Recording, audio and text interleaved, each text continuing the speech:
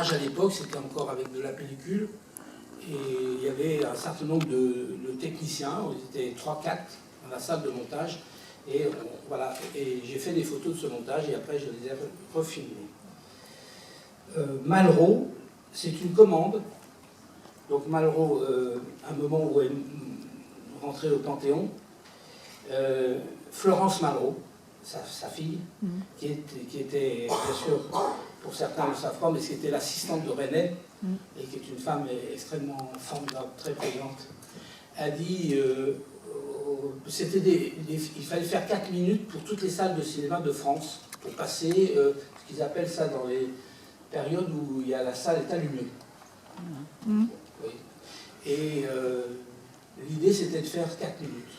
Donc moi ils sont venus me voir, et moi j'ai dit mais Malraux je ne connais pas, c'était pas ma génération quand même. Et Florence Malraux avait dit n'importe comment, mon papa déteste la musique, et je ne veux pas que ce soit un musicien qui mette, un cinéaste qui mette de la musique. Donc c'est simple, il y a 2 cinéastes en France qui ne mettent pas de la musique, c'est Chris Marker et Raymond Depardieu. Alors, donc Chris Marker est quelqu'un de presque très difficile à répondre à une commande. Et donc moi j'ai dit, bon bah je vais essayer de le faire. Et donc j'ai fait ce film. Et j'ai triché un peu parce que j'ai quand même mis, vous allez voir, 30 secondes de musique. et Florence m'a dit, c'est très très bien. Et c'est en fait, vous allez le voir, c'est sifflé, et c'est pas de la musique, mais c'est la garde républicaine et qui siffle le chant des partisans. Ensuite, Cinéma d'été, c'est un film qu'on a fait avec Claudine pour le 60e anniversaire de Cannes. Où nous avait demandé, Gilles Jacob, de faire un film de quelques minutes qu'il fallait qu'elle se passe dans une salle de cinéma, pour un hommage au cinéma. Et moi, je me souvenais d'avoir vu à Alexandrie des cinémas en plein air au-dessus des immeubles, dans les années 80. Et donc, on est parti avec Claudine. Il n'y a pas beaucoup de pays qui ont encore des cinémas en plein air. Il y en a un petit peu dans les pays africains, bien sûr, et quelques-uns en Amérique du Sud, et à Alexandrie, sur la terrasse des grands immeubles. Et donc, voilà, vous allez voir ce moment un petit peu particulier que vous connaissez, que moi j'ai connu ici, à Villefranche-sur-Saône. C'est, vous savez, quand il y avait ces publicités, et ils mettaient un passe-au-dope en boucle, et avec la publicité de Thon d'Or, de je ne sais plus quoi, de tous les gens de Villefranche-sur-Saône. C'était une publicité qui restait comme ça avant que le film démarre. Et donc là, c'est quelques minutes avant que le film commence. La France, c'est un petit film que nous avons fait avec Claudine aussi, sur mon périple d'avoir photographié le territoire français, il y a quelques années, à la Chambre. Donc voilà, j'explique un peu comment le processus, comment j'ai fait avec la Chambre. Je suis parti pendant 4-5 ans à photographier la France. Ça, c'était un compliment à Journal de France? Non. Non, en fait, c'était un petit film pour présenter son travail au moment de la présentation à la Bibliothèque nationale France Mitterrand. Et on nous avait demandé de faire ce petit film pour expliquer sa démarche. Et c'est vrai que la suite évidente, c'est Journal de France. Mais à l'époque, Journal de France n'existait pas mal. Et le dernier, c'est un film commande que nous avons fait, je suis très content de vous le présenter parce que c'est un film, alors là, à caractère quand même très original, vous allez voir. Ce sont, à la demande de la Fondation Cartier, qui a fait une exposition sur les mathématiques, et ce sont des très grands mathématiciens. Et le challenge, c'était comment filmer des mathématiciens.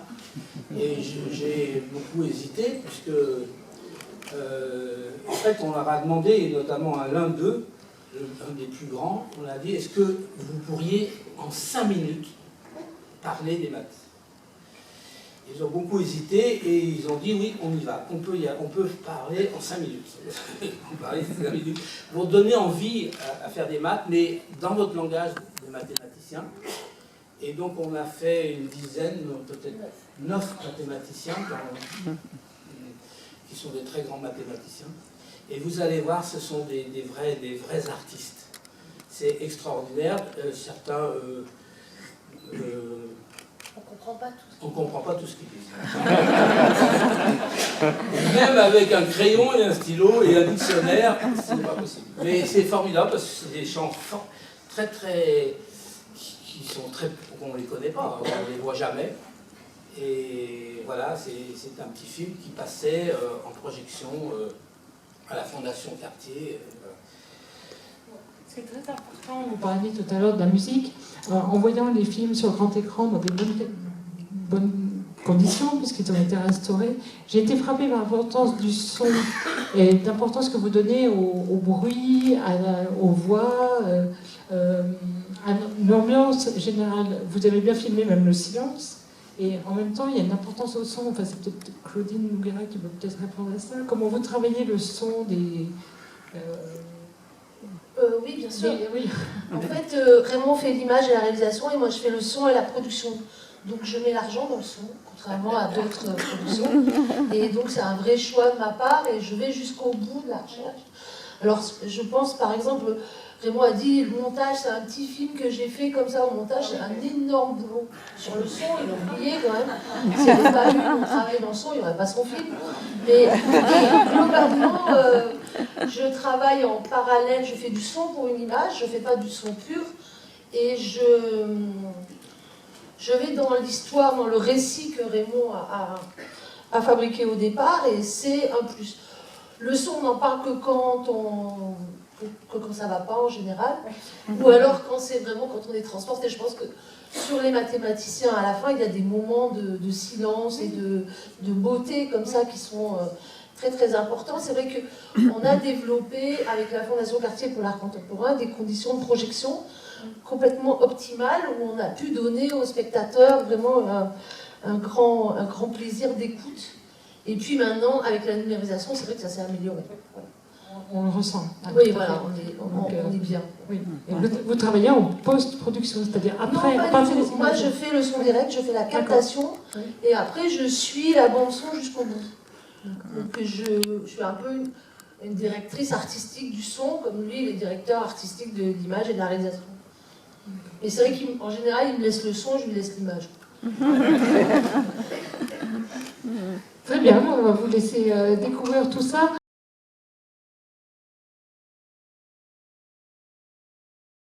Parce que d'abord d'avoir accepté notre invitation, et c'est un beau cadeau pour cette 20e édition de vous recevoir à nouveau. Raymond Depardon qui faisait partie des premiers invités de la première édition du festival en 1996. Et puis merci à nouveau dans ces circonstances de maintenir votre présence. Alors Journal de France, c'est un film de 2012. Nous avons plaisir à programmer à nouveau en votre présence à tous les deux, puisque vous l'avez co-réalisé. Et voilà, c'est un film qui permet de retracer toute votre carrière, à la fois d'un point de vue de la photographie, du cinéma, et puis votre rencontre. Donc, si vous voulez en dire un mot, avant qu'on démarre la projection. Je voudrais aussi dire que nous sommes très touchés des événements qui sont passés à Paris. Effectivement, on a hésité à venir parce que c'est la jeunesse qui a été touchée, nos enfants ont des amis et c'est quelque chose qui est très très fort qui vient de se passer. Je vous remercie d'être aussi nombreux parce que c'est pas forcément évident de venir dans ces circonstances. Ce film est beaucoup plus gai que tout ce que je raconte. On l'a fait à 2 voix et un peu comme une nouvelle. On a voulu raconter une histoire à 2 voix. Raymond fait l'image et moi je fais le son en général et on est passé un peu devant la caméra cette fois-ci. Je vais laisser Raymond en parler parce qu'il est meilleur que moi. Non,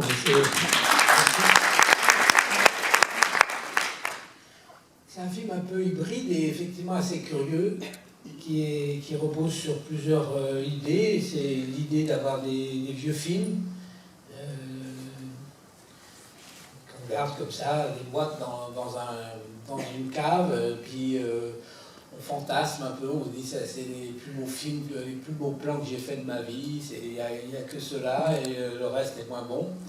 Et puis le temps passe et puis on est toujours là avec ce trésor et on a un peu peur qu'un jour ça prenne la... comment s'appelle cette maladie d'ailleurs? Le vinaigre, la maladie du vinaigre, qui attaque la pellicule et attaque les boîtes. Et ça s'appelle la maladie du vinaigre. On ouvre la boîte et puis il y a une fumée. Ouais, en fait, c'est assez des produits chimiques. À l'époque, c'était des films, bien sûr. Et puis, il y en a certains qu'on ne retrouve plus et on est désespéré. Et puis, voilà, donc l'idée, moi, je voulais faire un film.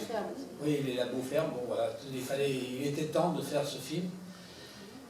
Et puis, il y avait cette histoire de France que j'avais parcourue avec ma chambre, voilà, avec mon camping-car. Et donc il y avait cette idée que j'étais dans mon camping-car et que je rêvais à mes boîtes. C'était l'idée d'une fiction comme ça, où je me promène et je repense à mes vieux films, et des vieux, des plus récents, des points importants de ma vie, et puis la rencontre avec Claudine, et puis d'autres choses, voilà, comme ça. Mais sans vouloir faire non plus un film nostalgique et passéiste. Bon voilà, c'est toujours le problème de travailler avec à la fin on travaille, comme photographe et cinéaste, on travaille toujours avec cette histoire de deuil, de nostalgie. Bon, c'est toujours en permanence et à la fin on essaye de rester dans le contemporain, d'être aujourd'hui et de pas trop... Voilà, et à la fois la nostalgie ça aide, c'est un excellent moteur. Parce que ça nous oblige à retourner dans des lieux comme ça, à revoir des lumières d'enfance, voilà, à repartir dans des choses qui ont disparu. Et peut-être que le photographe et le cinéaste ont ce privilège assez rare d'être des gens, d'enregistrer le présent, parce qu'au fond, finalement, c'est ça qui disparaît et qu'il faut garder une trace, quand même, néanmoins. C'est son rôle principal de garder une trace. Non pas pour pleurer sur le passé, mais plutôt pour garder une trace des choses qui disparaissent et qui sont des...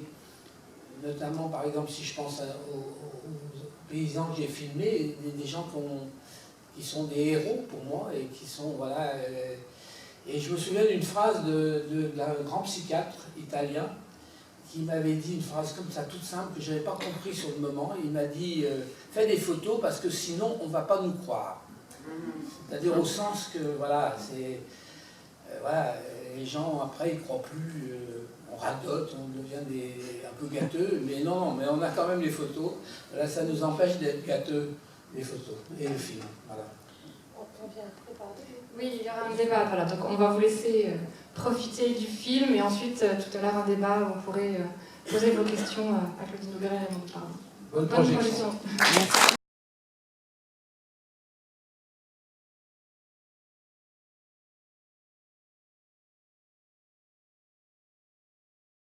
De fiction qui découpait ses plans et donc je me suis dit tiens pourquoi pas, essayons.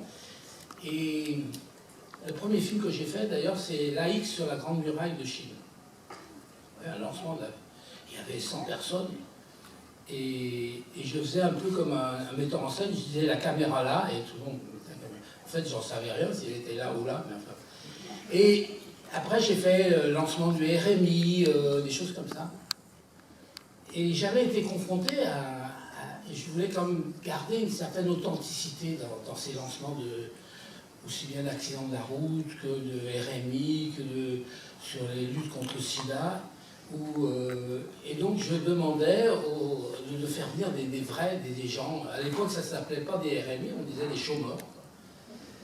Et je les avais interrogés, filmés pour garder quelques minutes comme ça. Et moi, je regrette de ne pas les avoir mis dans ce film. Parce que j'ai trouvé que c'était une expérience qui était assez intéressante d'avoir. Voilà, c'était le gouvernement, c'était Rocard, je me rappelle, des gens comme ça. Et il y avait 30 secondes, 40 secondes, il fallait faire un film avec ça. Et tout était découpé presque. Les plans étaient faits d'avance, quoi. Et moi, j'étais là à me dire, mais c'est pas du tout comme ça que je procède, moi, bien sûr. Mais à la fois, ça m'a beaucoup aidé à découper. Et à la fois, je me disais, mais tu es photographe, pense pas au cinéma, pense à la photo. Parce que c'est des plans de 2 secondes. Alors tu dis, bon voilà, tu fais caméra, 2 secondes, c'est fini. Paf, 2 secondes après. Et c'était intéressant. Bon, voilà, c'est tout. Peut-être qu'un jour, je les mettrai, ces films. Voilà. Ils ne sont pas très intéressants, mais ça m'a permis un petit peu, et on n'a pas osé les mettre. On avait peur que ce soit... Ils ont très vite vieilli, ces films-là. Parce que la pub va tellement vite. C'est des films qui ont été très vite dépassés. Et maintenant, ils vont encore plus vite, quoi. C'est pour ça que j'en fais plus, quoi.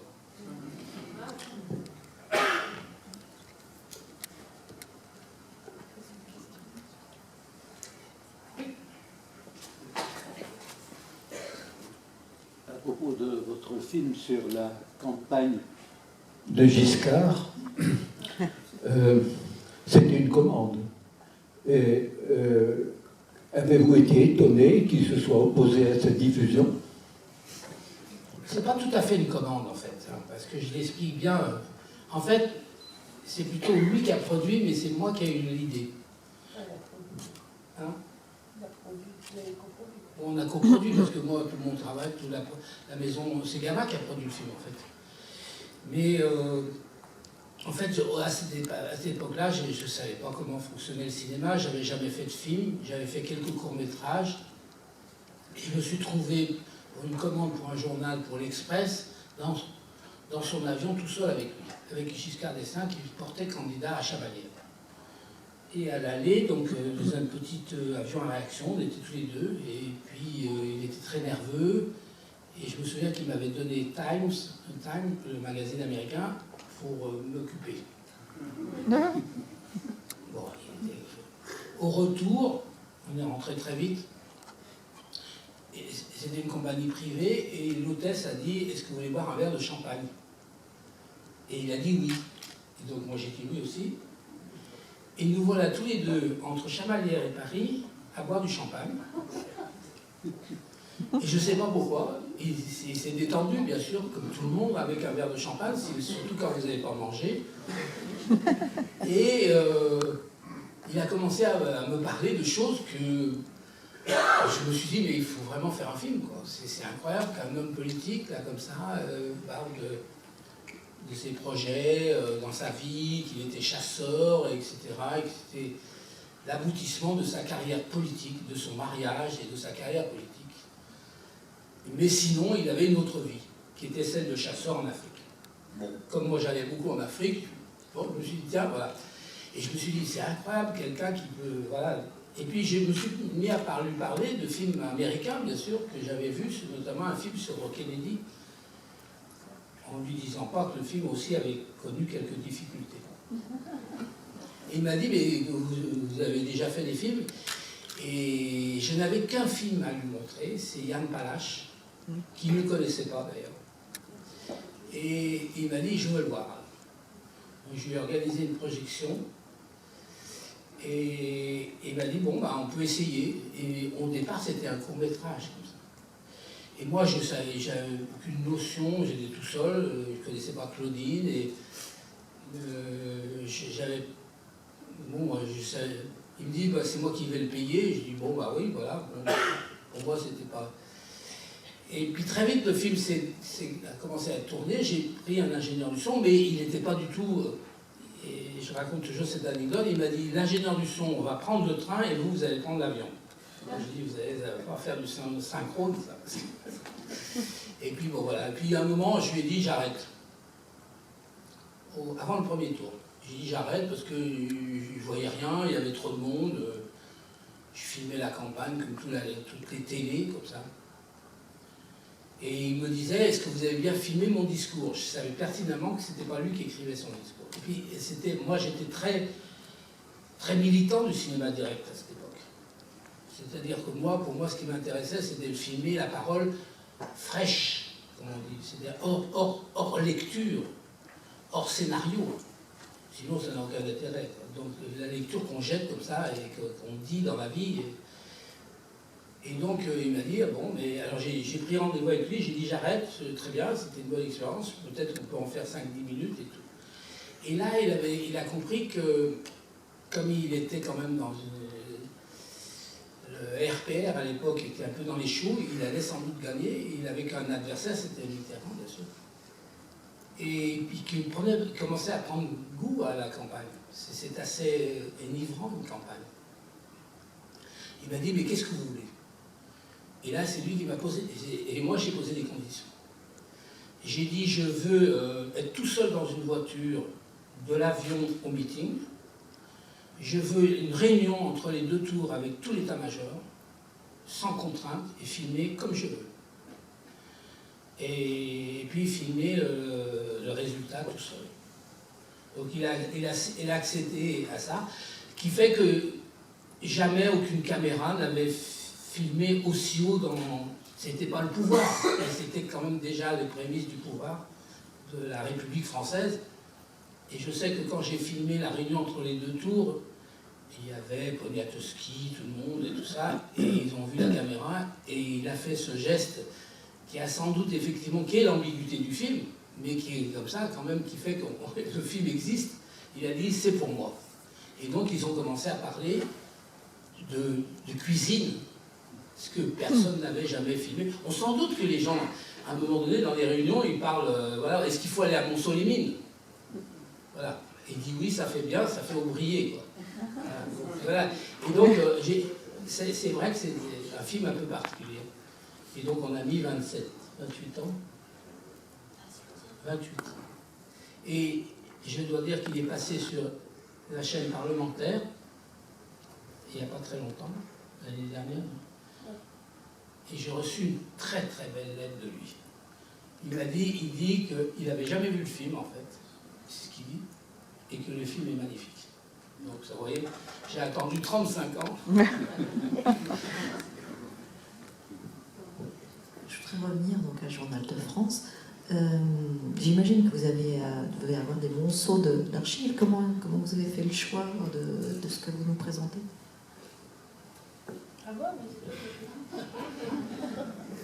Ben, il y avait Claudine qui disait, oh, ça, on s'ennuie un peu, là. Il nous ennuie avec des...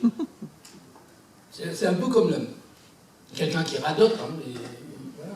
Il y a des choses qu'on radote, et puis il y a des choses que, voilà. Donc Claudine était juge et partie. Non, c'est pas ça du tout. En fait, Raymond garde tout. Donc on a pris un très très grand local, on a 80 mètres carrés au sol de bobines. Et donc il disait toujours, je vais faire un film qui s'appellera Outmontage. Depuis que ça faisait 20 ans qu'il voulait faire Outmontage. Et pourquoi on ne produit pas Outmontage? Et quand est-ce qu'on fait Outmontage, etc., etc.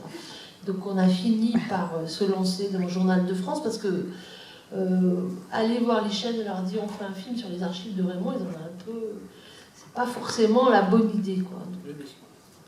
Donc du coup, il avait gardé, et puis alors au bout d'un moment, il avait déposé, quand il tournait, il déposait des bouts d'essai comme ça dans les labos, il ne mettait pas forcément un nom dessus, mais lui il savait ce que c'était. Donc la difficulté a été qu'on n'a pas forcément tout retrouvé. Donc là il était très malheureux, parce qu'effectivement il y a des choses importantes pour lui, donc il a fallu faire son deuil, comme il dit. Et on a monté ce film, alors on l'a monté chronologiquement, parce que sa trajectoire est tellement variée et diverse que ça aurait été un peu compliqué pour tout le monde de comprendre cette histoire d'une certaine façon. Mais sinon, il a passé beaucoup de temps, il a passé 1 an dans la salle ou sous-sol avec les bobines à trier, à ranger. Enfin, ranger, à trier en tout cas. C'est très proche de la couture. C'est assez proche de la couture. Non, mais c'est vrai que des fois, c'est vrai qu'on amorçait des films et puis on changeait de nom. Par exemple, le film sur l'asile psychiatrique, il s'appelle San Clemente, mais c'est à la fin qu'il s'est appelé San Clemente. Avant, il s'appelait je sais pas quoi. Venise 81, je sais pas quoi, peu importe. Donc on change toujours de nom, et ce qui fait qu'on n'a pas trouvé certaines bobines, quoi. Je regrette beaucoup, il y avait une très belle séquence que j'avais faite à la ferme du Garret, où, avec mes petites nièces, ma maman, et voilà, et bon, je n'ai pas retrouvé. Tout ça avec des bobines qui venaient du Tchad, voilà, que j'avais encore. On avait cette espèce. Parce qu'on dit toujours maintenant qu'il y a une très grande liberté dans le numérique. C'est vrai que le numérique est formidable et amène une très grande souplesse, surtout pour des jeunes gens qui n'ont pas les moyens de faire des gros films. Et parce qu'on tourne, au fond, assez vite. Mais on avait aussi cette liberté, et parce que le film n'était pas cher, la pellicule n'était pas très chère, et le 16 mm n'était pas très cher. Donc on avait tous une pellicule, à part que la caméra était beaucoup plus lourde, quoi, et plus encombrante. Et maintenant, effectivement, ça a gagné en petitesse, parce que maintenant on filme beaucoup plus facilement. Mais aussi, il y avait un acte de filmer, c'est-à-dire que, voilà, et puis, comme il y avait des boîtes, on faisait un plan, une boîte comme ça. Mais malheureusement, voilà, certaines boîtes ont disparu. Et voilà, j'ai été un petit peu triste de ne pas retrouver tout. J'avais l'impression, mais peut-être qu'un jour je les retrouverai.